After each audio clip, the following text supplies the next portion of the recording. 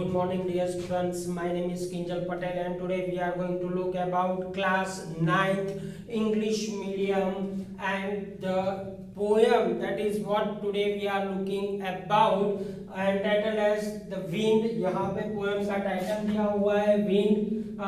ये आपका Beehive नाम की जो मेन कोर टेक्स्ट बुक है उसका ही ये दूसरी पोएम है।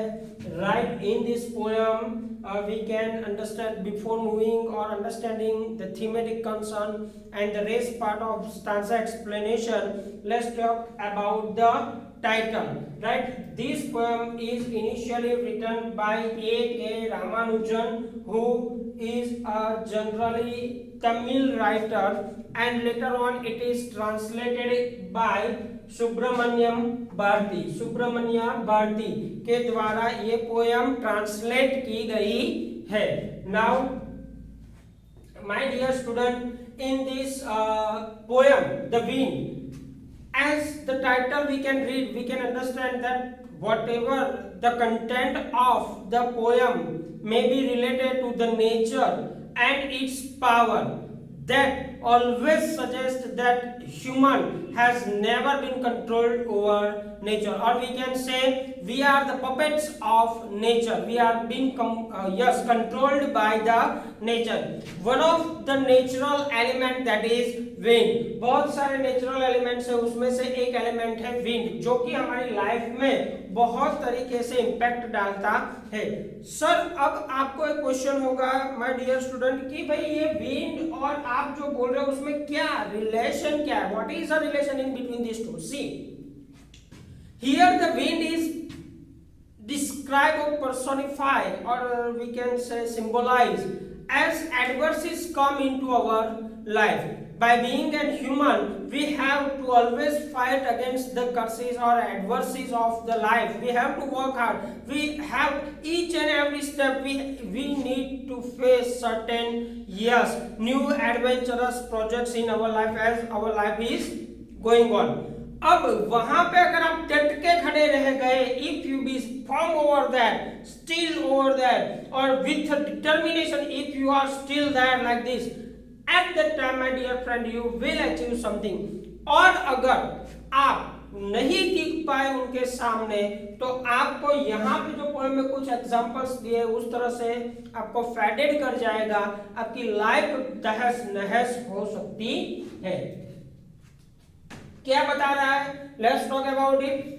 Here my dear student, I have done a bit of work that you have to understand that I have just written both the stanzas। stanza number 1 मैंने जो यहाँ से आपको लिख के दिया है, देखो, the wind, यहाँ से लेकर the sun, ये पहला, फिर यहाँ से there से लेकर यहाँ तक, ये बाकी वाला जो है मैं बोल रहा हूँ आपको डियर, ठीक है। आप please have your textbook with you at the time of this video आप देखने के लिए बैठे तो please it is my humble request to you to have a textbook with you so that you can get better idea that what I am going to tell you about the poem and the lines that what the poet wants to tell us। See, in the very first stanza it is initialized with wind come softly। यहाँ पे पहली ही line में हमारी poet जो है उसने request की है, भाई विंड, अरे ओ विंड जरा धीरे धीरे आओ।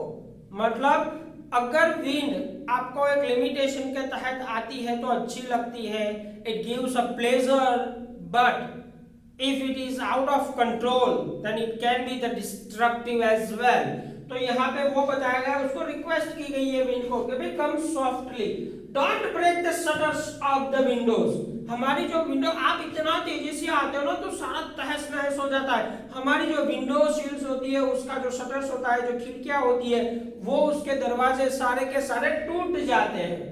Don't scatter the paper, paper को इधर, आप जानते हो कि जब भी विंड आती है आप घर के अंदर पंखा चलाते हो और पेपर्स कि अगर 5-6 वो पेपर जो है वो आपके अलग हो तो क्या हो जाता है, वो स्कैटर हो जाता है, तितर बितर हो जाता है।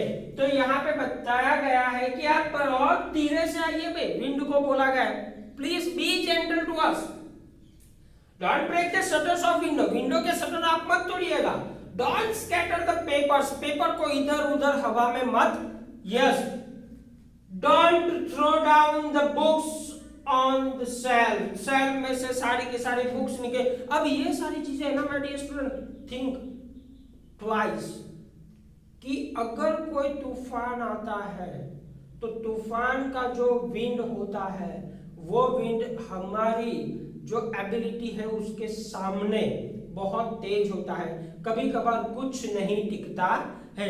बड़े से बड़े पुराने से पुराने पेड़ की जिसकी जड़ें बहुत ऊंचे तक या नीचे तक जमीन के अंदर गई है, that is also being demolished और just fall down on the earth. तो यहाँ पे वो बताया गया है कि don't throw down the books on the shelf, जो शेल्फ पे बुक पड़ी है आप बहुत धीमे से आइए, वरना वो आप पवन का जो एक थप्पा आएगा, थपेड़ा आएगा, वो उसको नीचे लाकर रख देगा। तो ऐसा मत कीजिएगा, बी जेंटल टू अस, हमारे पे ब्लेसिंग बन के आओ, डोंट बी द कर्स, है ना, हम पे श्राप बन के मत आओ, कर्स बन के मत आओ, बी द ब्लेसिंग, आशीर्वाद बन के आना। दूसरे स्टांजा में हमें क्या बताया गया है, then look what you did you thrown them, उतने में ही हवा तेज हो जाती है, पवन और जरा तेज हो जाता है, उसकी स्पीड बढ़ा लेता है और पोएट बोलता है कि भाई देखो you did what you did, आपने क्या कर दिया, you thrown them all down, आपने सभी ऊपर से नीचे सारा का सारा बिखेर दिया, फेंक दिया, डाल दिया या फिर उड़ा दिया। You tore the pages of the books, आपकी हवा के थपेड़ों ने हमारी बुक्स के सारे पन्नों को फाड़ डाला। Now you brought a rain again, see you what you have done यार, this much of power of a wind just brought a rain again, फिर से उसने बारिश लाई। You are very clever at poking fun at weakling, क्या आपको जो week होते हैं उसको और सताने में क्या मजा आता है, क्या आप उनकी फन उड़ाते हो, पोकिंग फन मतलब आप मजाक उड़ाते हो इनका जो वीक होते हैं। अब याद रखना my dear student, remember one thing, in the world that you have to be strong, otherwise the world will be on you, वो आप पे आ जाएगा। If you not ready to be mentally and physically strong, then nobody will just have a look on you. They will ignore you, my dear student. Ignore करेंगे लोग। Be strong. यह आपका misuse भी हो सकता है ना, कभी कभार ऐसा हो जाता। Be strong, strong बनिएगा।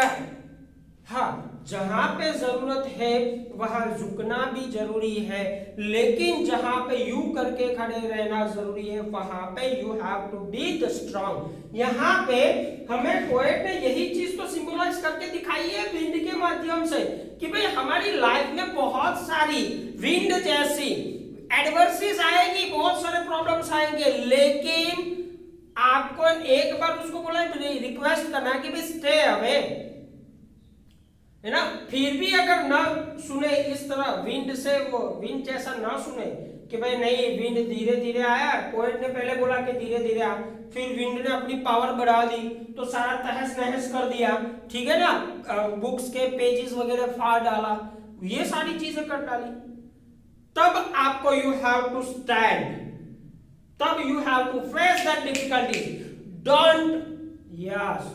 Don't let the difficulties as it is, don't or never avoid the difficulties as it is, try to stand and face the difficulties, है ना, difficulty को face करो तभी तो you will be strong mentally and physically। यहाँ पे वही बताया गया है, frail crumbling houses, crumbling doors, crumbling rafters and my dear student, मैंने आपको बोला था कि बुक लेके बैठेगा, अब आपकी बुक के अंदर की लाइनें देखे, इस लाइन के बाद crumbling rafter, फिर होगा crumbling woods, crumbling bodies, crumbling lives, crumbling hearts, ये सारी चीजें होगी अंदर, और उसके नीचे की लाइन में होगी एक और लाइन होगी, क्या होगी, wind, God wind knows and crushes them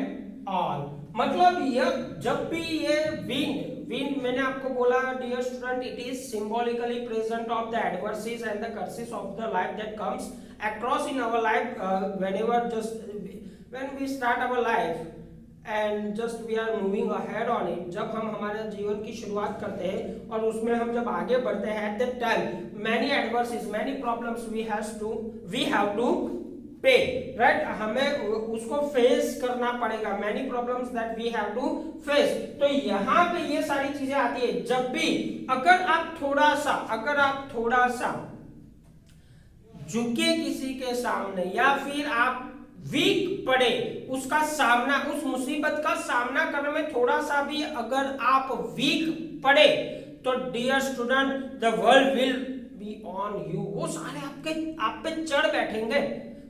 B strong, try to face that problem and stand strong, है ना. तो यहाँ पे ये सारी चीजें बताई गई है. दरवाजे जैसे तितर हो जाते हैं, घर तहस नहस हो जाते हैं, सारे राफ्टर्स इधर तिधर हो जाते हैं, ये सारा वुड जंगल वो भी बर्बाद हो जाता है, बॉडीज बर्बाद होती है, लाइफ बर्बाद हो जाती है, लोगों के हार्ट टूट जाते हैं उन मुसीबतों का सामना करते करते. एक दिन वो खुद अपना लाइफ छोड़ देते हैं. But remember my dear student, certain cases के बारे में मैं आपको बता दूं, थोड़ा सा इसके ही अंदर आता है कि कुछ लोग मुसीबतों का सामना नहीं करते, डर के सुसाइड कर लेते हैं. और कुछ लोग ऐसे होते हैं कि इतनी मुसीबतों के बावजूद भी मर के जीने वालों में से होते हैं, है ना. तो वो अपने लाइफ में हर एक दिन को एक नया एडवेंचर मानते थे. Feel that we yes today we have a new adventure, we will live the life, what a beautiful life. चाहे जितने भी एडवर्स सर्कमस्टेंसेस आ जाए आपकी लाइफ में, बट आप है ना डियर स्टूडेंट कभी भी पीछे हट मत करना. बहुत सारे ऐसे लोग दुनिया में हैं जो एक बारी में नहीं 5-5 6-6 बारी फेल हुए हैं, लेकिन फिर भी उन्होंने वो काम कर दिखाया है. ये होता है डिटर्मिनेशन. आपको किसी भी मुसीबत के सामने फर्म होके और डिटरमाइंड होके खड़े रहने की you have to develop the ability, है ना. Only then and then the world will notice you one day. एक दिन वर्ल्ड आपको नोटिस जरूर करेगा. This is what the poet wants to tell in very first and the second stanza. Apart from this, in the second stanza, what the poet wants to tell us, ये दूसरा stanza शुरू होता है. There, look what you did. You throw them all down. You tore the pages of the books. You brought the rain again. आपने फिर से बारिश लाई. You are very clever at poking fun at weakling.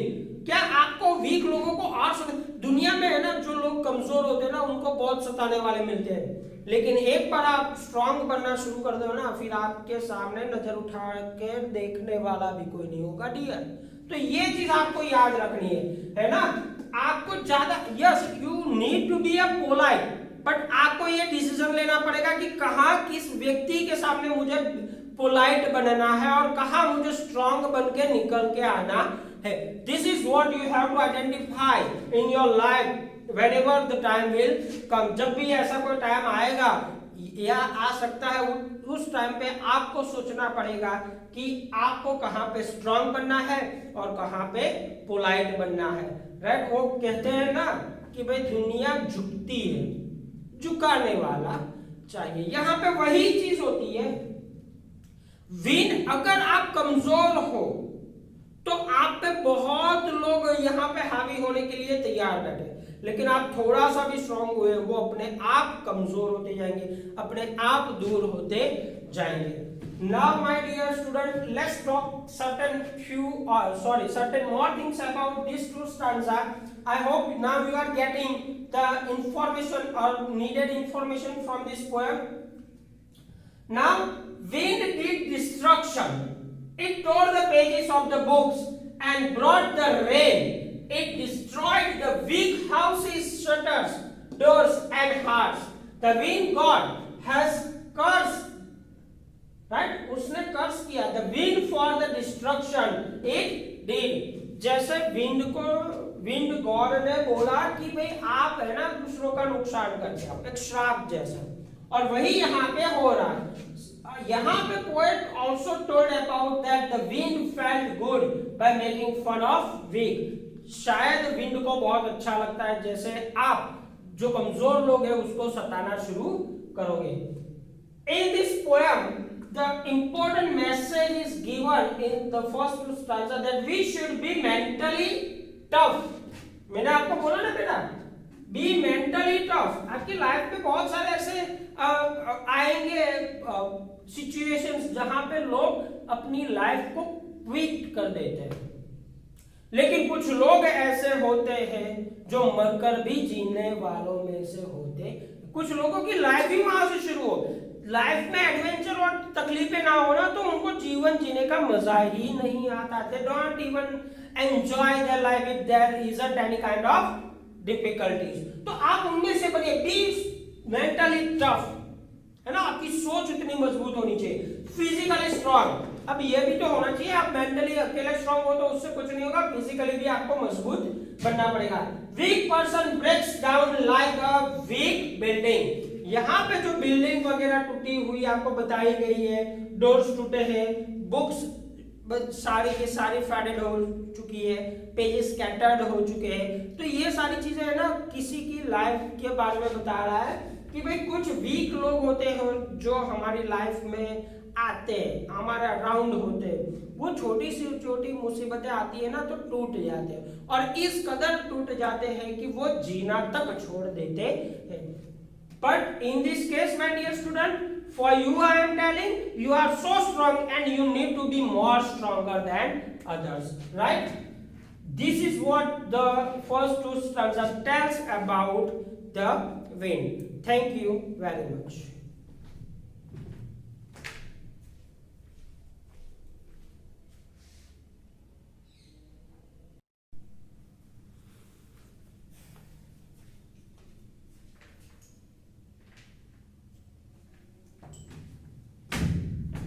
Good morning my dear students. Today we are going to look about class 9th English medium poem 2 entitled as Wind, written by Subramanya Bharati, and earlier it was written by Ramanujan, right, who was a Tamil poet or a writer. In this poem we have already been discussed that, or we have been discussing about the wind and the adversities that come in our life. Wind is a symbolically representation in this poem of what are the difficulties that a human has to face throughout the life. Now my dear student, let's talk about certain more thing which has mentioned by the poet in the poetry. Let's talk about in the third stanza. Actually my dear student, this is not segregated into stanzas, it is a free style of writing, it has no rhyme skills। यहाँ पे कोई rhyming skills के बारे में चर्चा नहीं की जाएगी। क्यों? क्योंकि इस पोएम को फ्री स्टाइल में लिखा गया है, इसकी कोई परफेक्ट पैटर्न नहीं है। It is written in a continuous procession, right, it is in a continuous style, line by line लिखी गई है, लेकिन मैंने यहाँ पे कुछ लाइनों को अलग अलग करके आपको दिया हुआ है जहां से थोड़ा सा मैसेज में चेंज आता हो, राइट। तो आप यहाँ पे उसी तरह से आपको उसको समझना है। And please my dear student, do not forget to write what I have written after those lines of a poem। Poem की लाइन के बाद में मैं जो है एक्सप्लेनेशन दिया है वो आपको लिखना है, ताकि जब भी आप उसके क्वेश्चन आंसर या उस यूनिट या इस पोएम की चर्चा करें या तैयारी कर रहे हो, at that time you won't face any kind of difficulties. Now dear student, let's talk about stanza 3। The stanza 3 starts with he won't do what you tell him।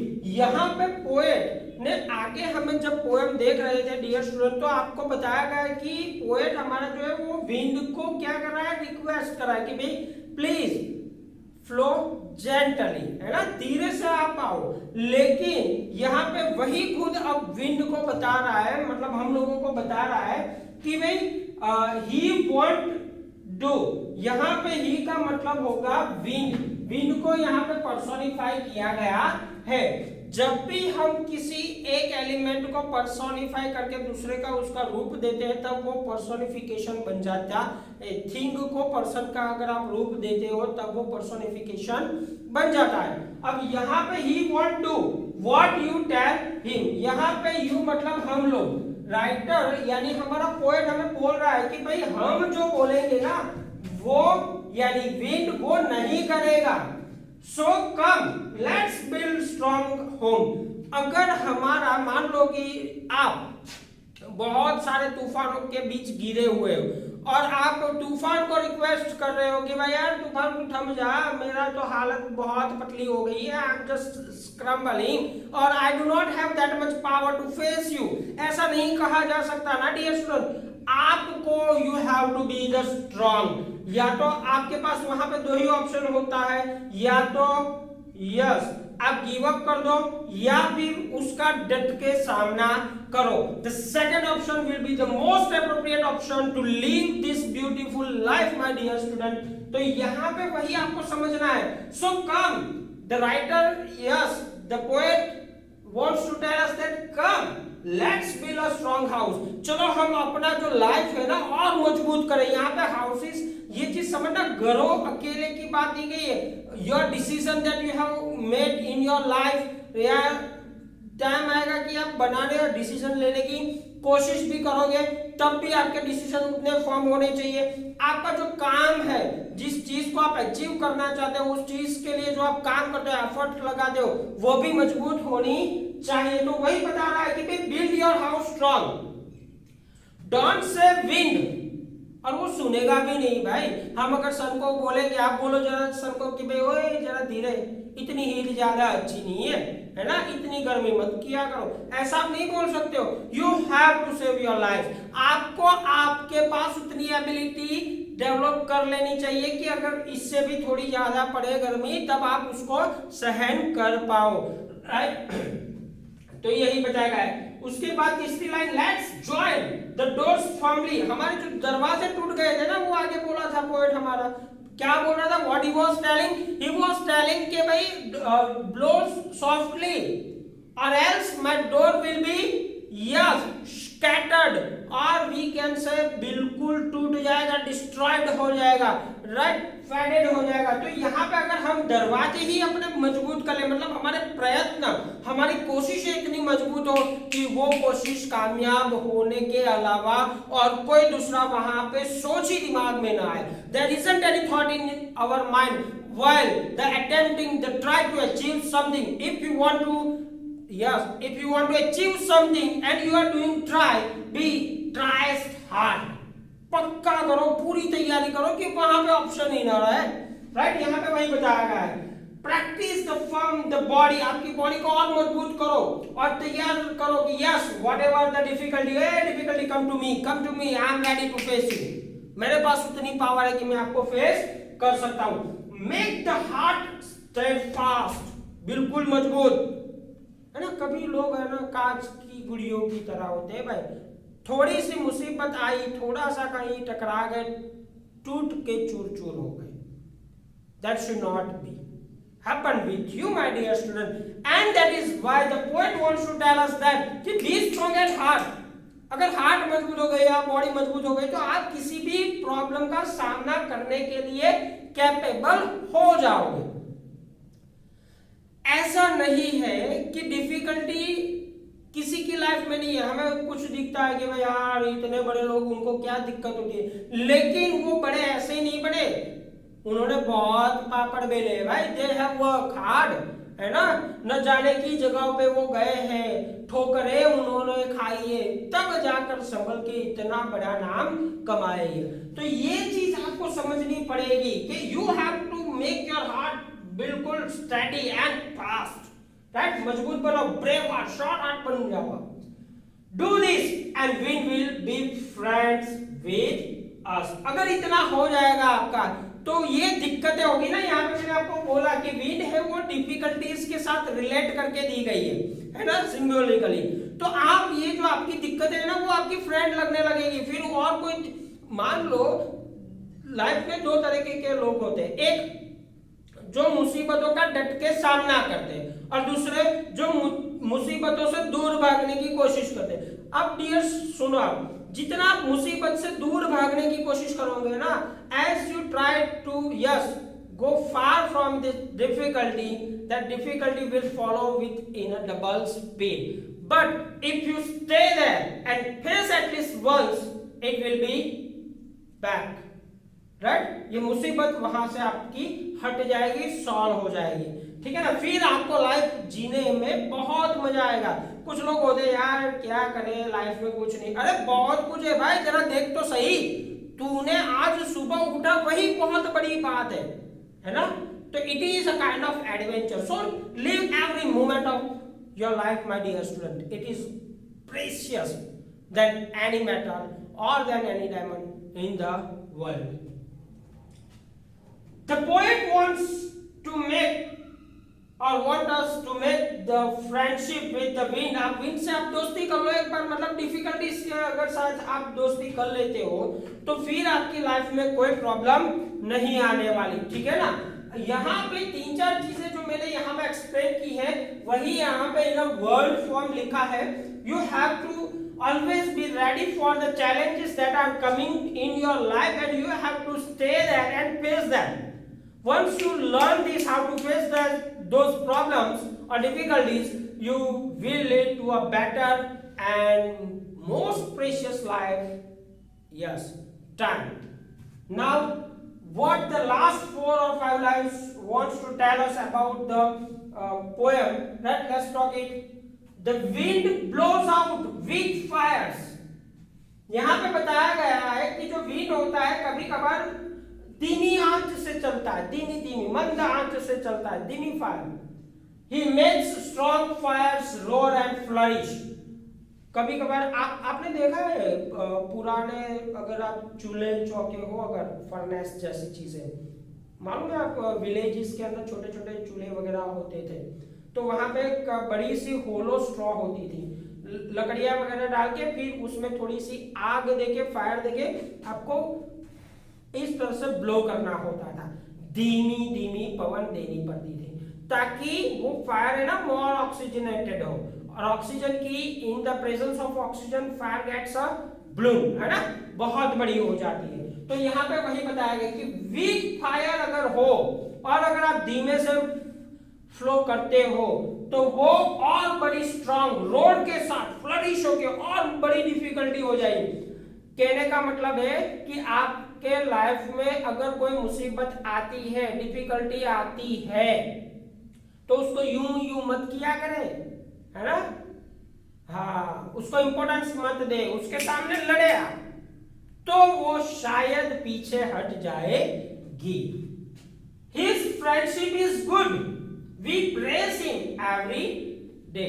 Actually आग मतलब ये जो डिफिकल्टीज आती है हमारी लाइफ में, उससे हमें भागना नहीं चाहिए, वो हमारी लाइफ का एक हिस्सा है और हमारी लाइफ को और बेटर बनाता है। अगर मान लो कि मैं चल रहा था, कुछ गड्ढा वगैरह आ गया और मैं गिर गया, अगर गिर के फिर पड़े पड़े रोते और रोने लगते हम, instead of just put your hand on to the earth and stand again, वो करने से पहले अगर आप रोने लगे तो वो और आपको गिराएगी। मतलब डिफिकल्टी जो वो बोलते हैं ना कि भाई चाहे जितना भी कर लो। हमारी गुजराती में एक राइटर है, उसने लिखा था, बिंदु मही डूबी सिंधु तरी जवाना, रस्तो नहीं जड़े तो रस्तो करी जवाना। इसका मतलब डियर स्टूडेंट ये होता है कि आप छोटी सी अगर मुसीबत जहां पे आती है, अगर उसके सामने आप लड़ लेते हो एक बार, तब वो आपको और भी आसान लगेगा। कुछ जगह ऐसी होती है कि जहां पे झुकना पड़े झुक जाओ, लेकिन कुछ ऐसी डिफिकल्टीज होती है जहां पे हमें फर्म होके खड़ा रहना है, राइट। तो वहां पे अगर आप डटकर उसका सामना करोगे तो आपको उसमें से और भी मजा आने लगेगा। वो आपको जैसे हीरे को हीरा और उसकी प्रेशियसनेस बढ़ाने के लिए, प्राइस वैल्यू बढ़ाने के लिए उसको घिसना पड़ता है ना, तो इसी तरह से डिफिकल्टीज हमारी लाइफ को और मजबूत करती है, हमें और प्रेशियस बनाती है। तो यही चीजें हमें बताई गई है in last 4 lines of the poem. I hope my dear student this poem आपको और हेल्प करेगी। ये explanation whatever I have given to you, it will help you to understand the question and answer of the poem and the poem as well. Now let's talk about the literary devices that is used in the poem or that are used in the poem. What are the figure of speech used in the poem? Now I am requesting you, this is my humble request to you, that have a textbook with you. उसके अंदर आप line number 2, 3 and 4 देखिएगा। Line number 2, 3 and 4, 2, 3 and 4, उसके अंदर you will find a word don't. ये don't word जो है ना वो वहां पे यूज हुआ है। अब आप याद रखोगे कि जब भी कोई वर्ड कॉन्सिक्यूटिव लाइंस के अंदर पहले यूज हुआ हो राइट एट द बिगिनिंग, तो वो अनाफोरा कहलाती है, वो फिगर ऑफ स्पीच अनाफोरा कहलाती है। तो यहाँ पे ये don't word again and again use हुआ है। वो 3 लाइनें आप जब देखोगे तो आपको रिपीटेडली यूज की गई हुई दिखेगी at the beginning of the statement और अ लाइन, तो दैट इज अनाफोरा। ठीक वैसे ही दूसरी 3 लाइनें मिलेगी उसके नीचे 6, 7 and 8, जहां पे यू एक वर्ड है YOU, वो तीनों कॉन्सिक्यूटिव लाइंस के अंदर मतलब एक के बाद एक लाइन के अंदर पहला वर्ड आपको यू दिया गया है, that is also known as anaphora right. यानी ये भी हमारी एक लिटररी डिवाइस हुई। फिर लाइन नंबर जो 5 बची उसमें एक वर्ड यूज किया गया है यू। यहाँ पे यू जो वर्ड यूज किया गया है वो हमें नहीं बताया गया है, इट पर्सोनिफाइड द विंड को बताया गया है, क्योंकि वहां पे बोला था ना कि यू देखो व्हाट यू हैव डन, आपने क्या कर दिया है ना। तो वो जो यू है वो विंड को पर्सन का एक फॉर्म देने की कोशिश की। वैसे विंड फिजिकली फॉर्म में हमारे सामने नहीं आता ना, फिर भी उसको एक पर्सन का फॉर्म देने की कोशिश की गई है। That is why it is become a personification. ये हमारी पर्सोनिफिकेशन एक लिटरेरी डिवाइस बनी। उसके बाद लाइन्स नंबर 10, 11, 12, 13 वो शायद एक वर्ड का छोड़ दे वो, तो ये 3-4 लाइनें आती है जिनमें क्रम्बलिंग वर्ड मिलेगा। आपको क्या मिलेगा? क्रम्बलिंग डोर्स, क्रम्बलिंग लाइफ, है ना, क्रम्बलिंग हाउसेस, क्रम्बलिंग हार्ट्स, वो लिखा है। तो ये जो क्रम्बलिंग है वो रिपीटेडली यूज होता है, ये वर्ड रिपीटेडली यूज हुआ है, that is why it is a repetition. इसको हम रिपीटेशन की लिटरेरी डिवाइस बोलेंगे या फिगर ऑफ स्पीच बोलेंगे। फिर उसके नीचे एक और आता है वर्ड जिसको हम विंड या विनोज या want, WONT, that is will not, और WANT, वॉन्ट यानी wish.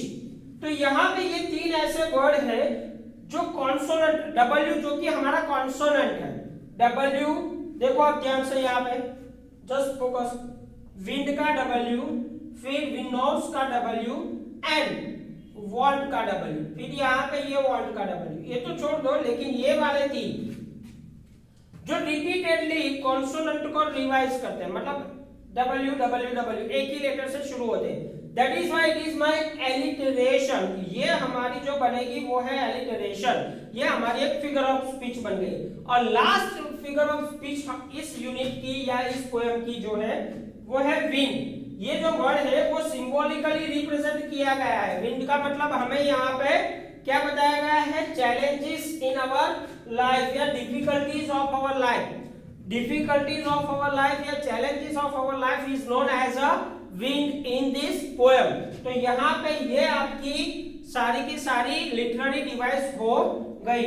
I hope my dear student this will help you, and please do not forget to write the explanation of a stanza. Stanza should not be written. ये stanza आपको फिर से लिखने की जरूरत नहीं, लेकिन आप इसकी जो ये समरी है ना, मतलब ये explanation वो आप लिख लीजिएगा, including figure of speech. Thank you.